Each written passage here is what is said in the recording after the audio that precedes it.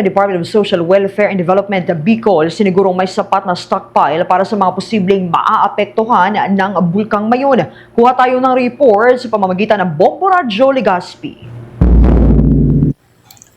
Magsasagawa ng inspeksyon ng mga kinauukulan sa mga evacuation centers na posibleng pagdalahan ng mga residenteng maaaring ilikas kung sakaling lumala pa ang aktibidad ng Bulkang Mayon na ayon kay Department of Social Welfare and Development Bicol Director Norman Laurio sa panayam ng Bombo Radyo Legazpi na nakahanda na ang kanilang tanggapan sa anuman na posibleng sitwasyon na siniguro rin ng opisyal na kung sakaling lumikas ang mga nasa Mayon unit area ay kaya itong masuportahan ng tanggapan dahil may sapat umanong stockpile sa kasalukuyan na matatandaan kasi na inaabot ng ilang buwan tuwing nagkakaroon ng pag-aalburuto ang bulkan na anya mayroon ang ahensyang nakahanda na nasa 111,000 food packs habang handa na rin ang kanilang mga non-food items.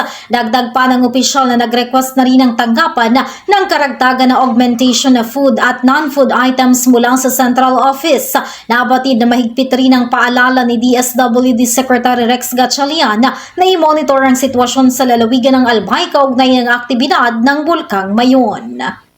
Mayroon po tayong sapat na food and non-food items pero nag-request na po tayo ng additional augmentation pa na pagkain at mga non-food items doon naman sa ating central office para just in case nga ay handang-handa po in terms of food and non-food items ng ating DSWD.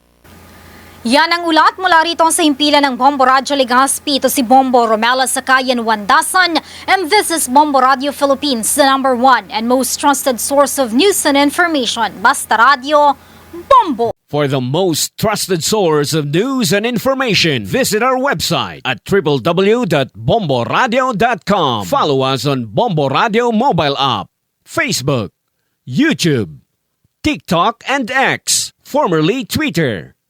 Like, share, and stay connected. Anytime, anywhere.